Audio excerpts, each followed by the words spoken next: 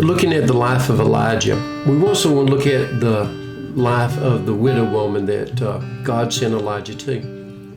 How would you feel if you were there with your last ounce of food and you had enough for one meal for you and your son, and that was it? And all of a sudden you were preparing the meal and an uninvited guest walks through and says, "Go fix me some supper and then fix yourself something." But you know you only have enough for you and your son.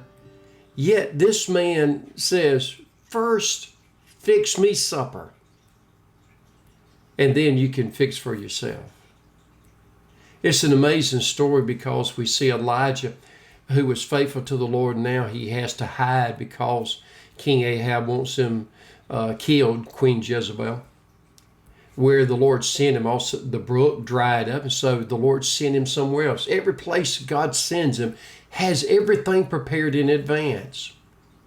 He sends him into the land, and it's really interesting, outside of Israel, to the one place that King Ahab and Queen Jezebel would not ever look for him, and that was her homeland.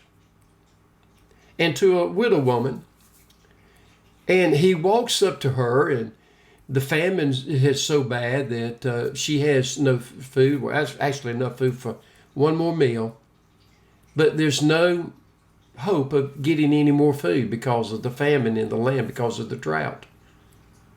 And Elijah says, "You fix me a meal first, then fix it for your son, because you will never go hungry during this time, because God's going to supply the need. The oil will never go away. The meal will never go away. There will always be enough." So she had to step out on faith and fix his meal first. And so you see, she recognized that he was Elijah, prophet of God. And then she had to act on faith by fixing his meal first, that there would be enough for her. The lesson I want us to learn is this. Sometimes we get discouraged because of the circumstances and the things that happens around us. God is not controlled by circumstances. He is the Lord of Lords, the King of Kings, the great I am. He is over all. He's not controlled by time. He's controlled by nothing, because he is the Creator. He was able to take care of Elijah in the wilderness, sending the ravens to bring him food, the water from the brook. When the water ran out because of the drought, he sent him to the widow. She had just enough to eat. Yet for many days they ate, and God supplied their provision daily. God takes care of his children. God is not controlled by circumstances, because he's the Lord of Lords and the King of Kings. And many times we think, what can God do in what I'm going through right now? Never forget who he is.